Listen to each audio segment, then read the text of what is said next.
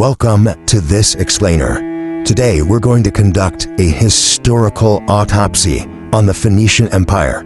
We're uncovering the ultimate paradox of how unimaginable wealth actually drained a civilization's biological instinct for self-defense. They were the undisputed masters of the Mediterranean, holding the keys to the ancient world's economy, yet their fall reveals a deep vulnerability that still echoes for us today. You really have to ask yourself, why does a civilization built on absolutely limitless wealth just rot from the inside out?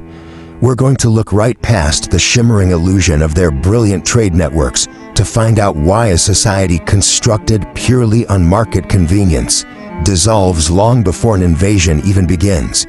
We tend to think of wealth as armor, but history has a much more ruthless rule. Section 1. The irony of prosperity.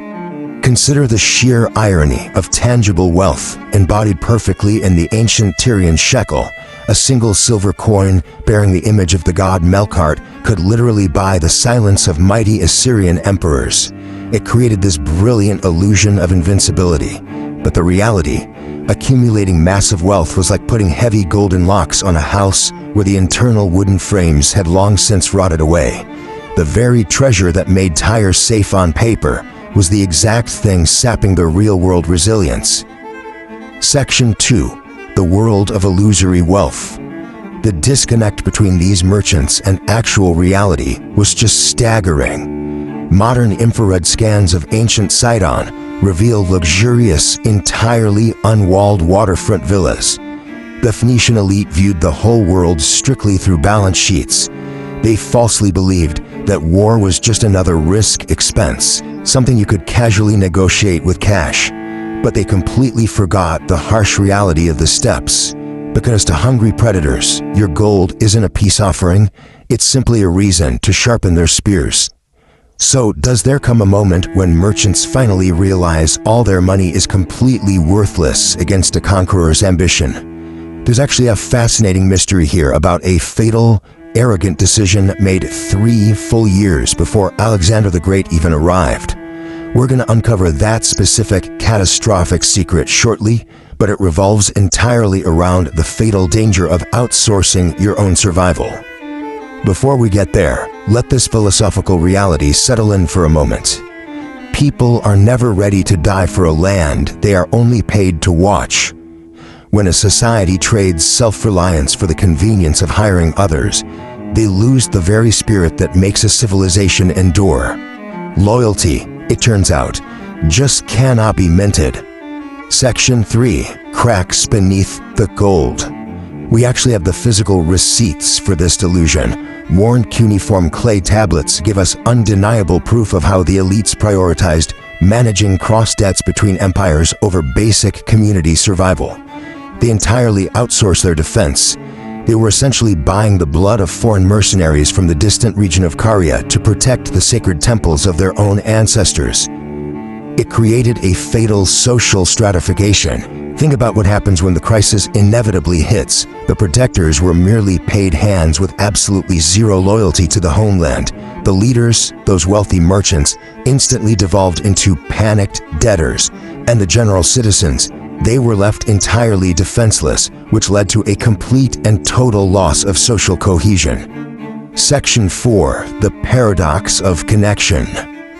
The tragic paradox of their world was that their ultimate pride, their highly globalized interconnected trade network, became a trap.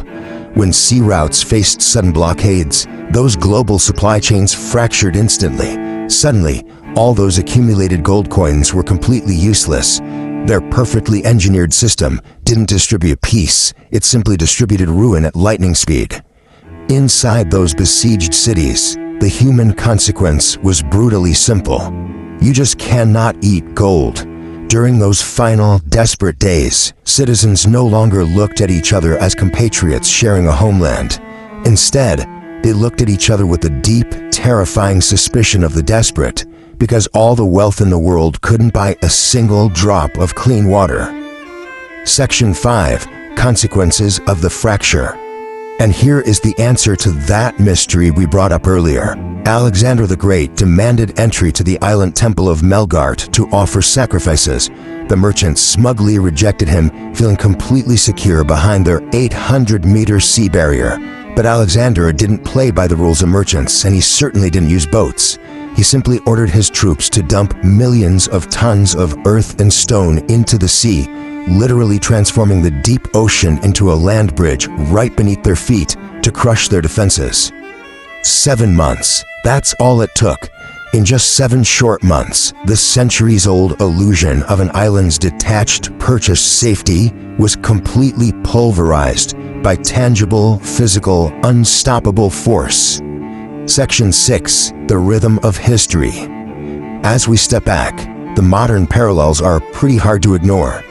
When a society trusts abstract structures, like global data and international contracts, more than its own foundational resilience, it mirrors the doom-delete of Tyre.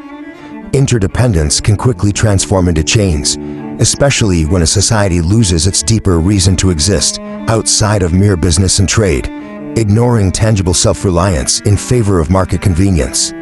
The ruins of Phoenicia don't offer us the comfort of permanence. Rather, they leave us with a stark, philosophical warning. Empires rarely fall because they grow weak. Mostly, they fall because they have stopped looking at the truth. They didn't fall because they lacked capability. They fell because of the sheer fragility of willful ignorance.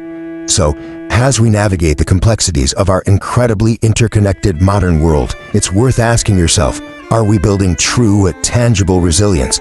Or are we simply repeating the fatal illusions of the ancient merchants, layering more gold over rotting wood? Thank you so much for joining me for this explainer.